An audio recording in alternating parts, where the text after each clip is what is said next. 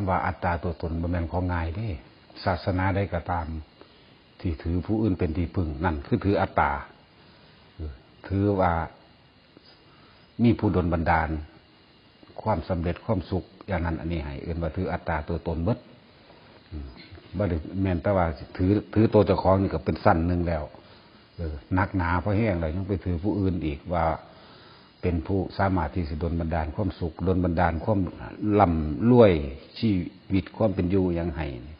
นักศาสนาลักษณะนั้นสามารถที่จะเฮ็ดผิดได้ง่ายว่าสินำคำสอนของศาสนามาข่มเหงมาบังคับ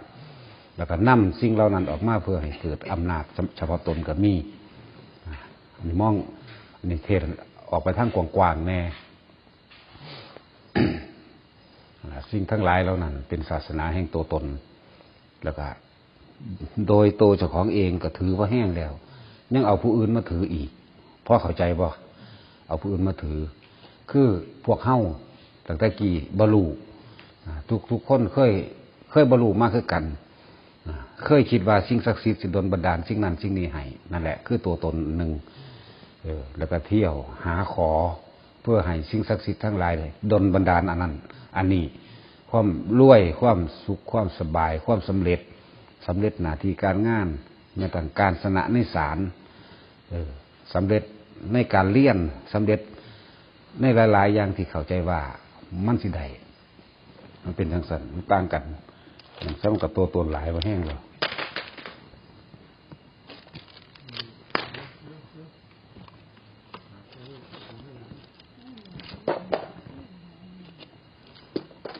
นั่นมากเว้ย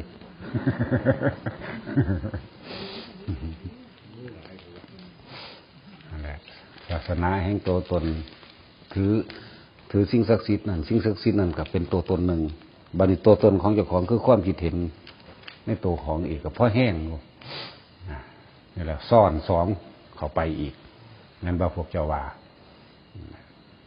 ลักษณะนั่นเดิมนี่ตามธรรมดาพระพุทธเจ้าเขาสอนให้ว่างอัตตาให้ว่างตัวตนให้รักผู้อื่นเสมอโดยตนเมื่อรักผู้อื่นเสมอโดยตนคนเฮาก็บ่อยากทำลายกันบ่อยากข่มเหงกันตัวเพราะว่าการทำทุกอย่างทั้งดีและร้ายนี่ขึ้นหาเจ้าของเบิดแต่พวกเขาบ่เป็นจังซั่นเข้าใจว่าได้บัดนี้เข้าใจว่าการไถ่บาปผู้อื่นไถ่ให้ได้การจะได้ทุกข์และสุขขึ้นอยู่กับการอ่อนวอนขึ้นอยู่กับการขอร้องแล้วก็ยกอ้างคำเทพเจ้าพวกพ่อมทั้งหลายเป็นผู้ดลบันดาลนั่นนี่ให้นั่น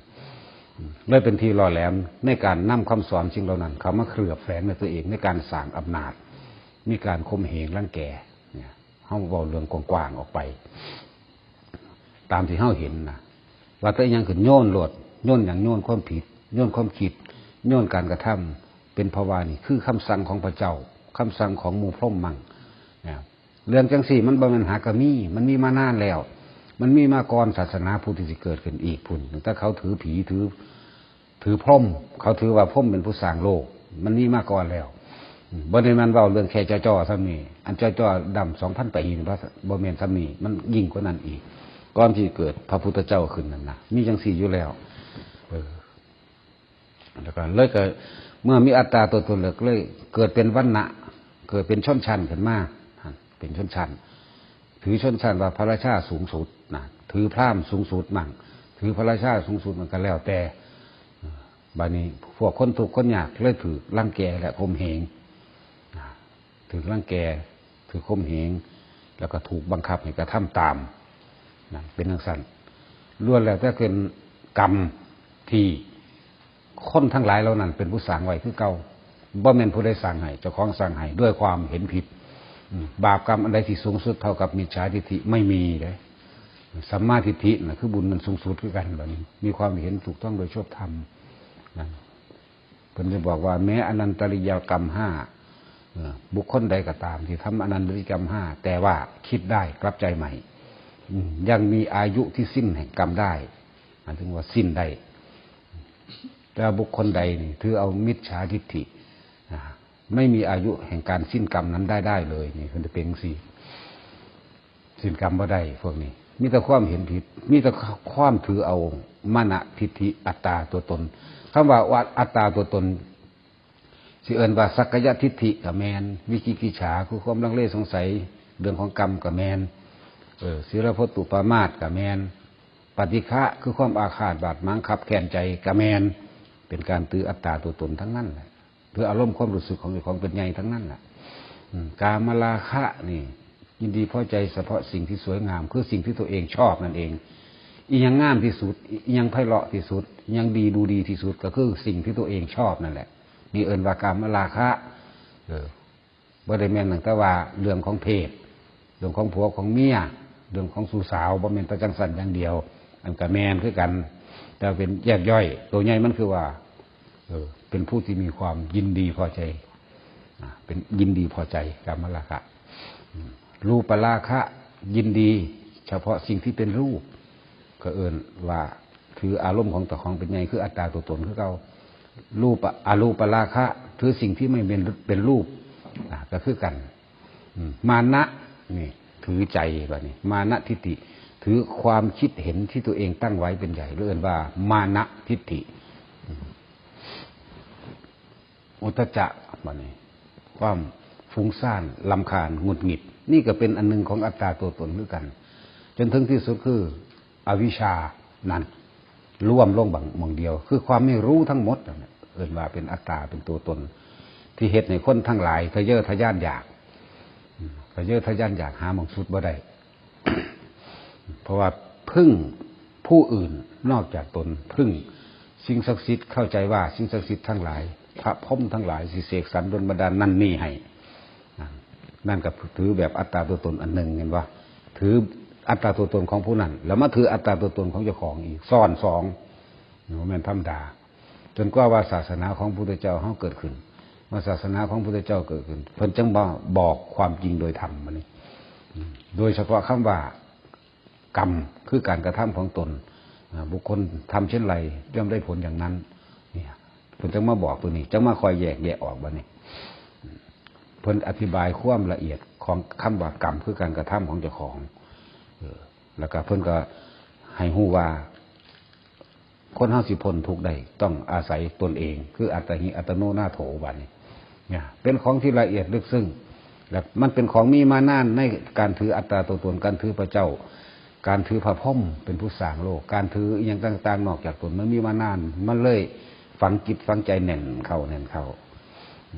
แท้จริงแล้วบุคคลที่เกิดมาเป็นมนุษย์สามารถกลับจิต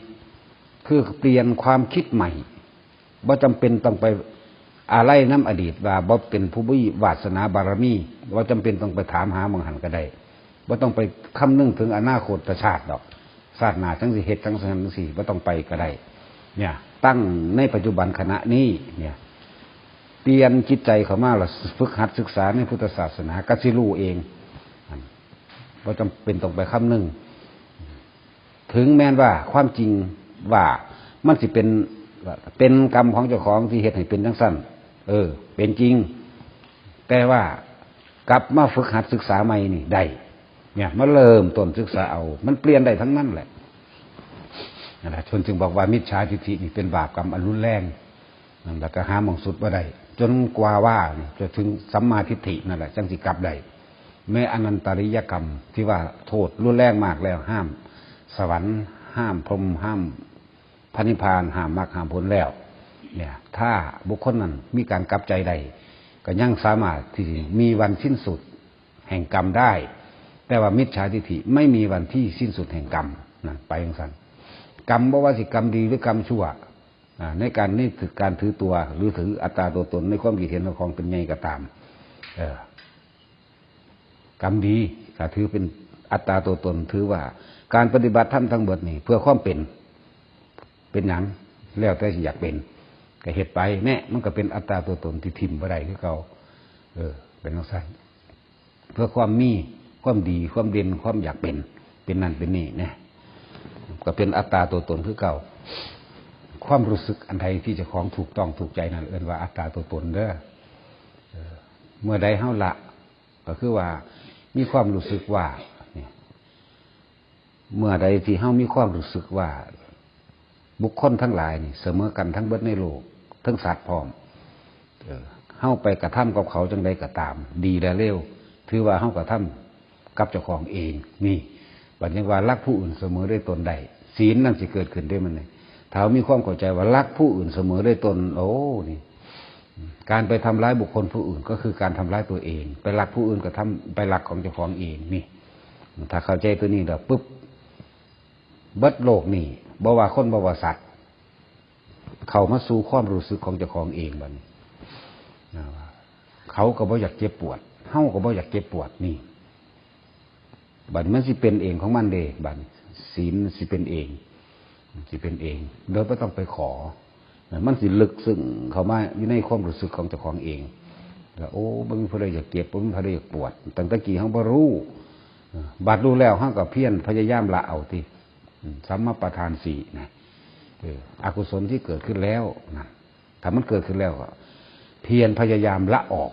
นะเป็นของสั้นอกุศลเพียรพยายามละนี่ก็เป็น2เลยเห็นบ่กุศลถ้ายังไม่เกิดนี่พยายามทำให้เกิดนี่คำว่าพยายามทำให้เกิดก็คือมาฝึกหัดศึกษามาอดมาทนมาฟังมาปฏิบัติเอานี่เองนั่นถ้าเกิดขึ้นแล้วพยายามให้เจริญขึ้นนั่นสัมมาประธาน4อันนี้พยายามให้เจริญขึ้นฉะนั้นการปฏิบัติธรรมทั้งเบิดเนี่ยไม่จำเป็นต้องไปคำนึงถึงศาสตร์หลังโอ้ยบ่มีวาสนาบ่มีบุญบ่ได้สร้างมาแต่ว่าสร้างตอนนี้มันจะไปสร้างตอนไหนจะไปฆ่าตอนหม่องไหนบ่มีความพร้อมในการปฏิบัติธรรม60 ปีก่อนจังพร้อมบ่จังสิปฏิบัติบ่ได้ลูกไผ่ลูกเขยก่อนให้ลูกเต้าเล่าหลานทำงานก่อนบ่จังสิพร้อมบ่มีก็แล้วกันความพร้อมสำหรับการปฏิบัติบ่มีตั้งแต่ฝืนเท่านั้นฝืนดันบืนมาบ่มีอีหยังที่สำเร็จโดยคือความพร้อมอยู่แล้วบ่มีในการปฏิบัติธรรม กิเลสลากเบิดความอยากลากไปตัณหาลากมาไปของท่านลากไปลากมาอยู่นี่อันนั้นก็พันแล้วอันนี้ก็พันดีประเภทว่าเกษียณก่อนพวกรับราชการจังสิมาปฏิบัติดอกหรือว่าเท่าก้อนบาทนี่จังสิเข้าวัดดอกจังสิเบิ่งเฮามาเทียบเบิ่งความเจ็บไข้ได้ป่วยบ่ได้เลือดได้บาดแล้วก็บ่มีผู้ใดพร้อมที่สิป่วยอีกโอ้ยบ่ทันได้พร้อมสิเป็นมะเร็งดอกบาดพูดมันเป็นมันคือเป็นโรคบ่มีผู้ใดพร้อมสิเป็นโรคตับดอกบ่มีผู้ใดพร้อมสิเป็นเบาหวานหรือว่ามีอยู่ผู้ใดพร้อมเอาบัดนี้กูพร้อมแล้วสิเป็นโรคตับเอากูพร้อมแล้วสิเป็นมะเร็งมีอยู่บ่มีมันต้องเป็นขึ้นมาของมันเองบัดนี้ความตายยิ่งกว่านั้นอีกบ่มีผู้ใดคิดว่าแต่ของสิตายซะโดยซ้ำไปนั่นแหละล้วนแล้วถ้าเป็นอัตตาตัวตนเบิดในความขวางเจ้าของเองก็มันขวางไผหรอกความพร้อมในการปฏิบัติธรรมบ่มีแต่ฝืนมาบืนมาอดเอาทนเอาไปเรื่อยๆฟังไปเรื่อยปฏิบัติไปเรื่อยสิรู้แจ้งเห็นจริงก็รู้โดยเจ้าของเองแหละการฟังผู้อื่นก็เป็นความรู้เพิ่นฟังเพื่อเป็นแนวทางได้แนวทางแล้วโอ้อันนี้มันถือกับกูเฮ็ดเอานี่ไปจังซี่บ่แม่นว่าสิถือกับเบิดทุกอย่างเพิ่นเว้าหยังบ่แม่นสิเก็บเข้าไปทุกอย่างแล้วก็สิให้มันได้ทุกอย่างที่เว้าไปหลากหลายในธรรมคำสอนทั้งหลายแหล่ใน37หมวด37อาการคือโพธิปักขิยธรรม37อย่างเฮ็ดอันเดียวมันสะเทือนไปหากันเบิดสติปัฏฐาน4สัมมาปัฏฐาน4นี่อิทธิบาท4อินทรีย์5พระ5โพชฌงค์7มรรค8เฮ็ดอันเดียวเท่านั้นมันสะเทือนหากันเบิดเลยคือเฮาในร่างกายนั่นแหละถ้าว่าเหยียบน้ำมันที่ว่าเจ็บตีนจังซี่มันก็เก็บบ่โตนั่นแหละมันสิไปเก็บใส่นี่ก็คือกันการปฏิบัติธรรมเฮ็ดอันใดอันหนึ่งมันสะเทือนไปหากันเจ็บตีนบัดสิลงไปดำหน้าก็ย่านแผลป่วยแน่คือเอามือดำพุ่นแม่นบ่ล่ะนี่ถ้าสิเว้าไปนั่นแหละจังว่าบ่มีความพร้อมในการปฏิบัติธรรมดอกกิเลสตัณหาหลากมาหลากไปอัตตาตัวตนย่านตั้งแต่บ่ได้ย่านแต่บ่ดีย่านแต่บ่มีย่านแต่บ่มีความสุข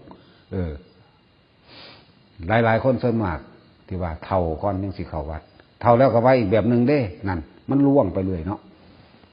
ความพร้อมในการตายก็บ่มีพร้อมที่สิตายละบาดนี่จังซี่มีผู้ใดว่าบ่ได้คิดจะได้ซ้ำว่าเจ้าของสิตายแม่นบ่ยายเกี่ยวพร้อมที่จะตายละบาดเอาบาดนี่เตรียมโตดิมีอยู่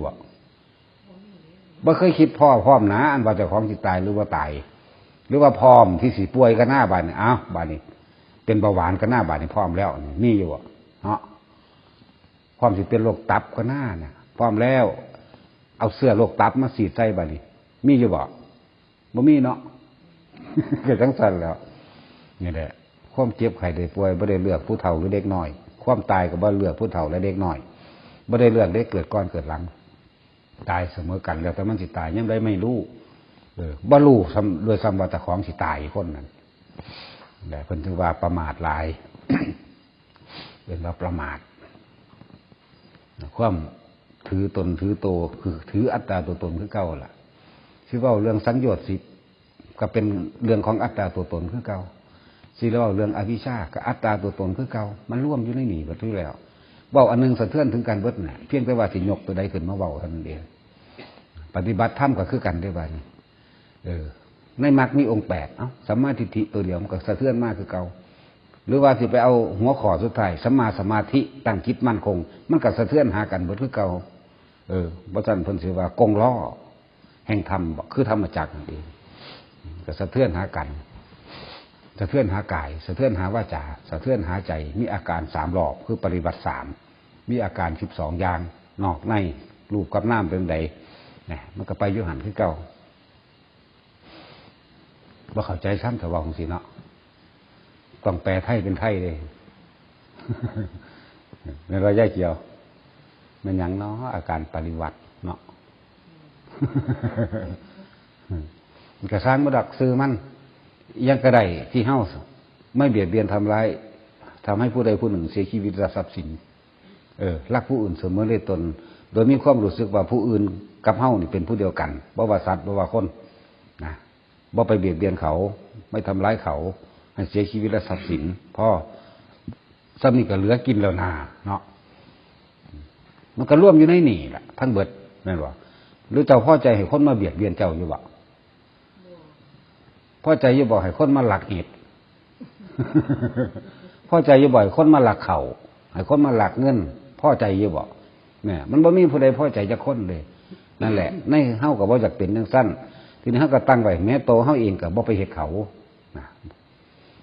บัดทำร้ายเขาก็ทำร้ายเราอิจฉาเขาก็อิจฉาเรานั่นแหละ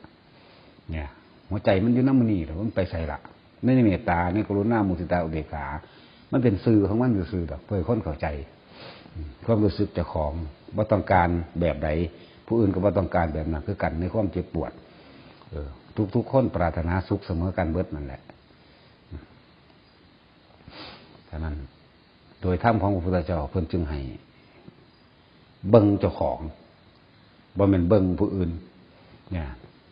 เบิ่งรูปเจ้าของเบิ่งน้ำเจ้าของเป็นจังซี่มันจังไงสะเทือนเข้ามากายกับใจนั่นเองรูปกับน้ำกับกายกับใจเนี่ยสิมีอีหยังผู้ใดก็บ่อยากบาดเจ็บผู้ใดก็บ่อยากไข้อยากป่วยผู้ใดก็บ่อยากไปถือขาร่างแก่เนี่ยนี่รูปมันเก็บมาจากรูปนี่บัดนี้น้ำมันนั่งฝังเข้าไปเลยบัดนี้คือใจมันจำมีความอาฆาตบาดหมางเกิดขึ้นเนี่ยแต่เฮาไปเฮ็ดเขาก็สิคือเฮาตัวตั้งแต่เฮายังบ่อยากให้ผู้ใดมาด่าเนาะเฮาก็สิไปอยากด่าเขาอยู่บ่นั่นแหละเป็นทางสั้น ค่อยๆพิจารณาไปเรื่อยเอานั่นแหละที่เพิ่นเทศนามาทางเบิดเพิ่นให้ละเบิดพุทธศาสนาแนวทางการดำเนินชีวิตแนวทางการคิดแนวทางการเว้านะกายวาจาใจมาร่วมลงแนวทางการใส่กายใส่วาจาใส่ใจอย่างผู้รู้ก็ต้องบ่เบียดเบียนผู้อื่นเมื่อบ่เบียดเบียนผู้อื่นก็บ่เบียดเบียนเจ้าของนั่นเองศาสนานี่บ่ได้ผูกขาดว่าต้องเฉพาะคนที่นับถือพุทธศาสนาเท่านั้นเลยนี่มันเป็นสมบัติของโลกเป็นสมบัติของทุกคนที่ทุกคนเฮ็ดเอาเองได้แล้วก็ด้วยความเต็มใจบ่ได้บังคับอีกเพิ่นบ่ได้ให้เพิ่นบ่บังคับไผมากเคารพมานับถือบ่ได้บังคับไผแถมซ้ำเพิ่นเว้าในลักษณะแบบบ่เป็นตาเคารพบ่เป็นตาศรัทธาซะเลยซ้ำไปคือพวกพราหมณ์ก็ถามท่านทำสมาธินี่เข้าสู่วิปัสสนากรรมฐานท่านได้อะไรเนี่ยถามพระพุทธเจ้าพระพุทธเจ้าตอบว่าเราไม่ได้อะไรเลยพุ่นน่ะตามธรรมดาแล้วคนทั้งหลายจะต้องมีความเห็นแก่ตัวอยู่แล้วนั่นบ่เฮ็ดหยังก็สร้างต้องมีแนวใดนั่นบ่เฮ็ดหยังก็ตามนี่ต้องมีแนวใด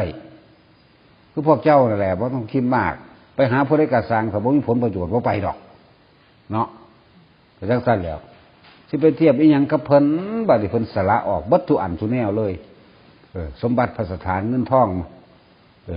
ลูกเมียความเป็นใหญ่ในความเป็นกษัตริย์นั่นแหละเพิ่นสละออกเบิดล่ะเขาถามว่าท่านทำสมาธินี่ท่านได้อะไรเพิ่นตอบว่าไงเราไม่ได้อะไรเลยพุทธะ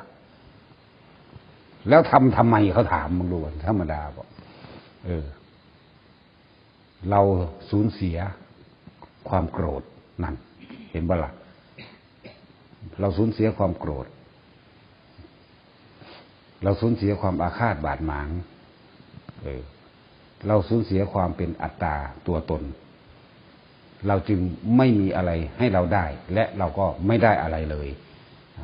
บัดนี้ผู้เขามีปัญญาบัดนี้เขาก็คิดนำคนเฮามีความโกรธเพราะว่าหยังเพราะว่ามีความโลภเพราะว่ามีความอยากได้เพราะความเห็นแก่ตัวนี่เองโอ้มันต้องลดตัวนี้ลงมานั่นเราสูญเสียความเป็นอัตตาตัวตนไปแล้วเราไม่มีนั่นไปจังซั่นมันก็อยู่สบายทั้งตัวอยู่หรือตายก็สบายหายห่วงลักษณะนั้น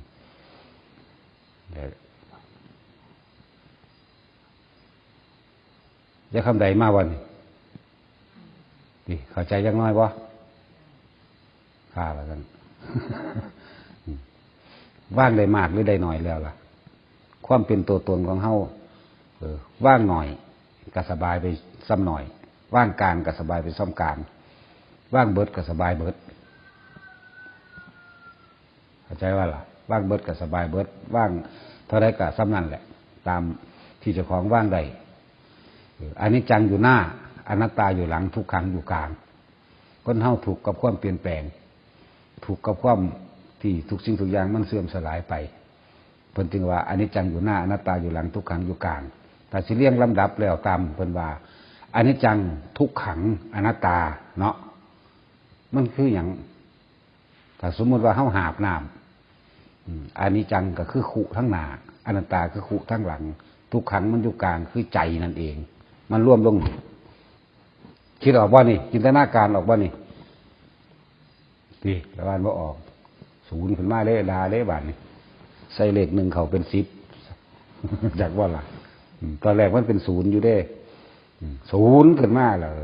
ดา1ดา2เป็น10เป็น20จากว่าล่ะก็นั่นก็ถูกเพิ่นจึงให้พิจารณาร่างกายก่อนร่างกายเป็นร่างของโลกแบบใดแบบใดจริงแล้วว่าจริงพวกยาวาบัดนี้มันจะเก็บมันก็เก็บมันจะปวดมันก็ปวดไหมมันจะป่วยมันก็ป่วย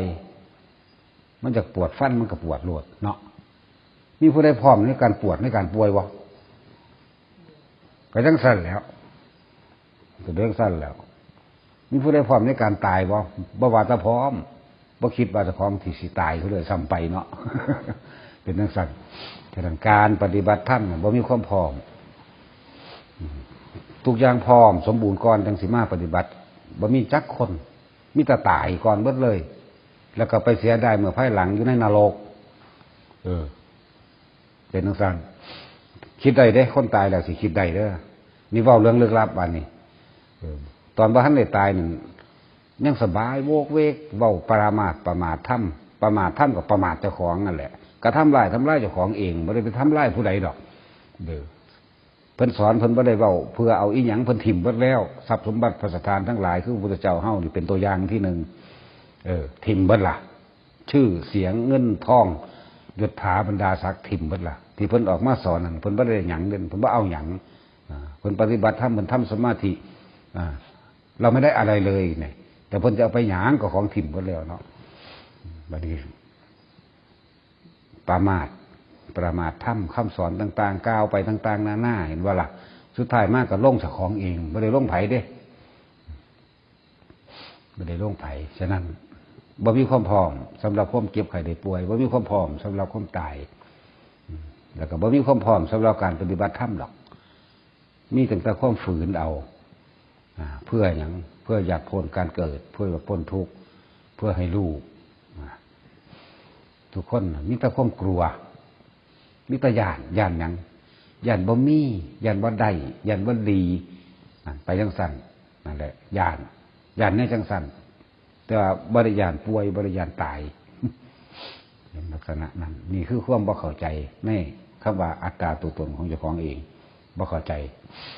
แต่สิหักมันเป็นไรกระซางร่างกายเจ้าหาให้มันกินอย่างดีซุมือนั่นแหละเนื่องใดบ่ดีบ่สะอาดบ่หาให้กินดอกมันคือบ่ฟังคว่ำสันมึงคือเถ่าเห็นบ่มึงคือเก็บปวดไข้ได้ป่วยอย่างอยู่เนาะมันคือบ่ฟังคว่ำเฮาล่ะเนาะนั่นแหละบาดนี้ยึดได้บาดนี้เมื่อยึดแล้วหาวิธีแนวมาบำรุงบ่ให้มันเถ่านั่นว่าซั่นเอาดันเอาดีไม่เขียนหน้าท่าตาส่วนล้มย่านตรงเลงนี่ก็หายยังไม่หยัดเข่าดึงขึ้นเนาะพวกดาบย้อนก็คือกันแต่เสพอยู่กับหาเนี่ยมันผูกเข่าดึงตึงบิดใส่บิดขวาแล้วก็ดึงขึ้นมาเนี่ยบ่ได้ยอมรับเจ้าของเลยเป็นสั่นบ่ยอมรับว่าถูกบ่ถูกเล่นน่ะตีนกาลาดฟาดอยู่เก่าห้อย10ห้อยหาเนี่ยมากบเกลือนไว้เนาะป่านนี้เฟดอ่อนบัดยังว่าไปเสร็จถูหน้าถูตาบัดนี้มันบ่ได้คือเอาสีเขียวเอาสีแหล่มาทาไว้กบเกลือนไปเด้อดีเนาะเป็นนั่งแมวนั่งหมาไปละวันแต่จังซั่นคือบ่ยอมรับฝืนธรรมชาติฝืนความจริงนั่นเองเฮ็ดให้เจ้าของเป็นถูกดิ้นไปล้นมาอยู่เพราะสำนักขนาดของหยาบๆยังบ่เข้าใจนี่เรื่องของกายนี่เป็นเรื่องหยาบๆมันได้กิเลสหยาบๆมันได้นี่สิไปเอาหยังกับกิเลสละเอียดในความยึดมั่นถือมั่นในอัตตาตัวตนทั้งหลายแหละอัตตาตัวตนไม่หยังสักกายทิฏฐิวิจิกิจฉาสิรวัตถุปามาปฏิฆากรรมราคะรูปราคะอรูปราคะมานะอุทธัจจะและอวิชชาพุ่นนั่นก็แม่นทั้งเบิดเลยรวมลงมาตัวเดียวนี่แหละสิรวมไปใส่อีกความอยากได้อยากดีอยากมีอยากเป็นกับแม่นเบิดนั่นแหละลักษณะนั้นแต่เฮาพยายามรู้เท่าทันสังขารคือความคิดปรุงแต่งทั้งหลายแหละในความเป็นอัตตาตัวตนคือเก่านั่นแหละรู้ให้มันเท่าทันค่อยๆเฮ็ดไปเรื่อยๆนั่นแหละคือว่านั่นแหละบ่แม่นว่ามาปฏิบัติเอาแต่อยู่นี่เด้เฮาปฏิบัติเอาอยู่นำการนำงานเฮาก็ได้ถ้ายังมีเวลาหายใจนั่นแหละคือเวลาปฏิบัติธรรมหายใจเข้าพุทธหายใจออกโทอย่าให้มันคิดออกไปทั้งไม่ทำงานไปพร้อมมันนั่งหู้อยู่ดอกหน้าในการทำงานไปพร้อมเนาะเห็นบ่ล่ะเรือบ่รู้ภาวนาเราเฮ็ดหยังบ่ได้มันเป็นไปได้อยู่บ่เฮ็ดได้คือเก่านั่นแหละหูทางเฮ็ดแห้งกว่าเก่าอีกทั้งบ่เมื่อยนะอย่าลมไปเฮ็ดเวียกอยู่เฮือนเมื่อยเนาะนั่นเป็นจังซั่นแหละนั่นแหละเมื่อยยังแล้วศูนย์นี่ตาจุยยังก็เพิ่นว่าเพิ่นด่าผัวเพิ่นมีแต่หัวตั้งบาซื่อๆบ่หัวใหญ่คือหัวน้อยกว่าเพิ่นว่าบ่แม่นเพิ่นเว้าเพิ่นด่าหมู่บ้านด่าวางเลยก็หัวตั้งบาเธอเลยอย่าว่าเธอเลยแม่สาวหัวน้อยๆเฮ้ยมีแต่หัวตั้งบาขลอก็ว่าไปติอย่าว่าหัวเธอเลยตะกี้มันจะก็ด่าหัวขอได้เลยเรื่องสั้นแหละอะไรมีอารมณ์บ่มีว่าจังไหนศูนย์มันบ่นั่นแหละนรกมันจักบ่ตั้งใจกับไฟกับว่าได้ตั้งใจว่ามันบ่ฮ้อนบ่ได้ตั้งใจว่าสิไปจับมันว่ามันสิฮ้อนหรือบ่ฮ้อนอันนี้ก็คือกันว่าเนี่ยมันเร็วขนาดนั้นแหละความของกิเลสตัณหาเฮาเองมันเห็นนี่เฮาเผลอไปเห็นนะเดี๋ยวอยู่น้ำกันมาเท่านี้คือว่าป่าตะโดนอยู่ให้มันถูกเป็นอย่างเนาะนั่นก็จังสั้นแล้วเห็นบ่คิดฮอดเยอะเดี๋ยวจีบกันแบบนี้เห็นบ่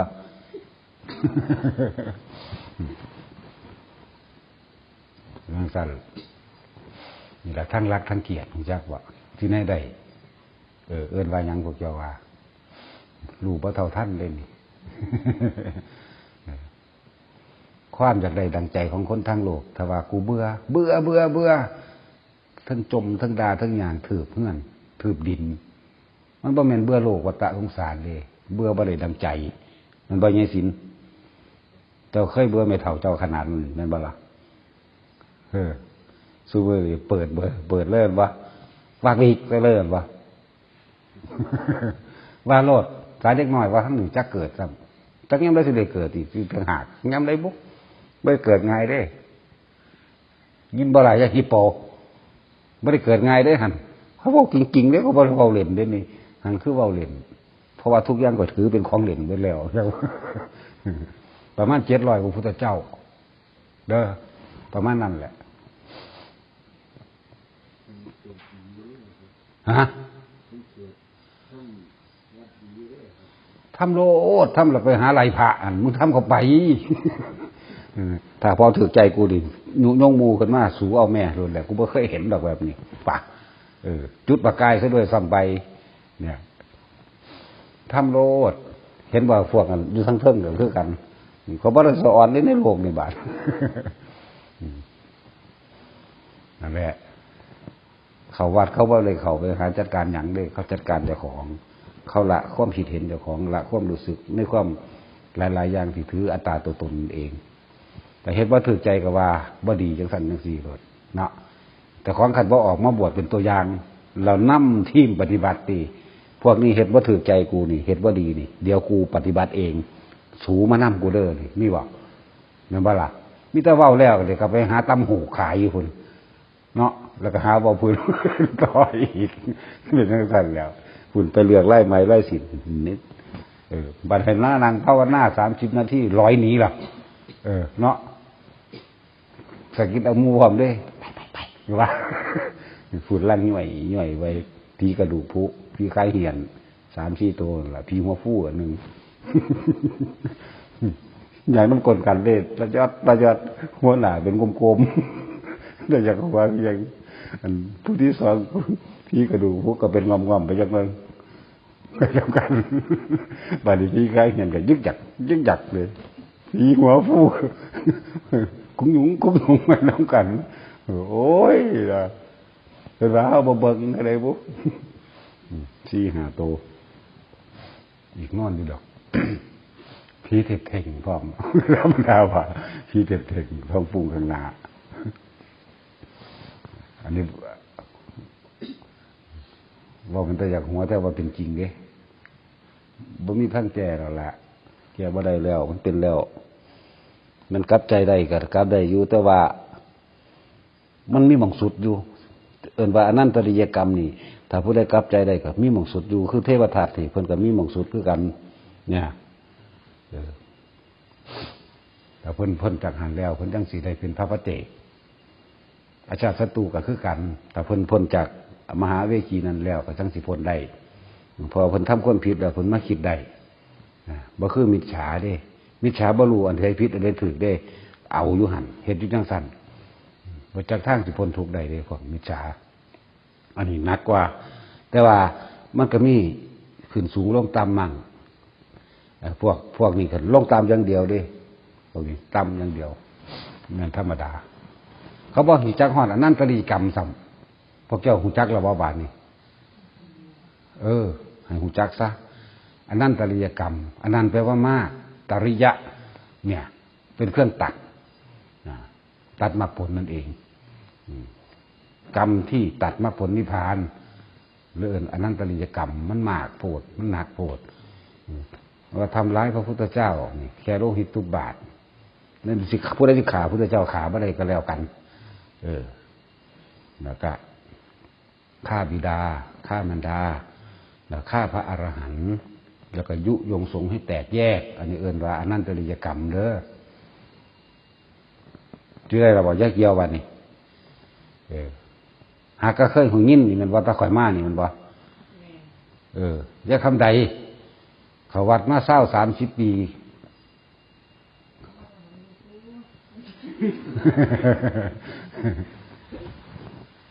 แต่ยังสร้างแล้วเห็นบอกจะได้ธรรมะอีหยังได้แต่ทำเมาก็ยังสร้างแล้วเราแยกเอาบ่นี่บ่ได้ให้ไปศึกษาเองก็บ่มีเวลาเนาะนั่นว่า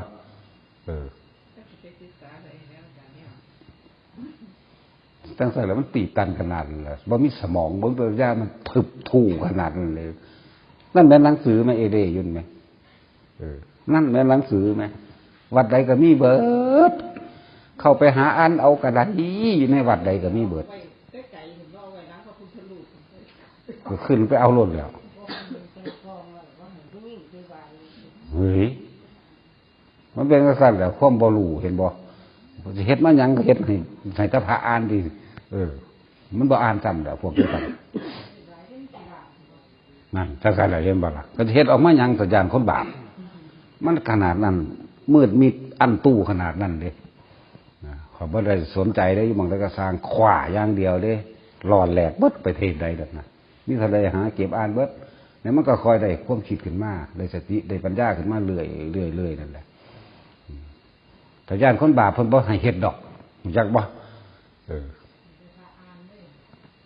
มันบ่ได้เกี่ยวกันเลยนี่แหละขนาดนั้นแหละนี่แหละความถูกปิดบังมันขนาดนั้นแหละบ่ซั่นผู้หญิงผู้ชายมันสิบรรลุธรรมได้ติรู้จักบ่ล่ะถ้าบรรลุธรรมแล้วมันก็เป็นธรรมธาตุอันเดียวกันบ่ได้เรื่องหญิงเรื่องชายอีกต่างหากอาจารย์คืออย่างหนังสือใบลานก็จับได้แต่พระบ่เหลียวกระเทยก็จับได้เพราะว่าตาพระเพราะว่าถ้าผู้หญิงจับได้เบิดผู้เฒ่าผู้แก่เด็กน้อยได้เบิดก็ฮอดกระเทยพุ่นฮอดถ้ำเด้อจับได้เบิดนี่แหมกับหนังสือใบลานหนังสือผูกต่างๆก็อันเดียวกันนี่แหละครับอันนี้แต่ว่าตะกี้มันเป็นภาษาขอมมั่งภาษาไทยหน่อยไทยใหญ่มั่งเห็นบ่ภาษาล้านหน้ามั่งนี่อันเดียวกันนี่แปลมาเป็นภาษาไทยแล้วก็อันนี้แหละ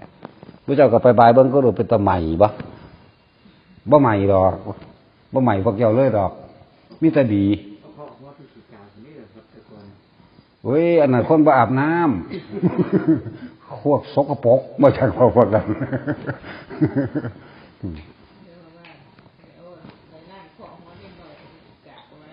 เลยเขาบอกกันซื่อดอกพวกว่าอาบน้ำพวกสกปรกพวกนั้นจักว่าหัวมันขวยกับเกาเขามันก็เปื่อยไปตัวนั่นแหละบ่เลยเกี่ยวกันเขาว่าซื่อเขาบอกกันพวกเจ้าแต่จริงอ่ะน่ะมันมีหยังแต่ญาติคนบาปเดี๋ยวสิไปพิมพ์มาหยังกันเพิ่นสิพากันลอยเลี้ยงพระไตรปิฎกมาหยังพระมหากัสสปะเป็นประธานแห่งสงฆ์พระอานนท์เป็นผู้ตรวจพระอุบาลีเป็นผู้ตรวจท่านพระวินัยอีกพระกัจจายนะเป็นผู้บรรยายความละเอียดลึกตื่นแคบหน้าใดเนี่ยเป็นทั้งสั้นล่ะมันสิเด็กไว้สมทาน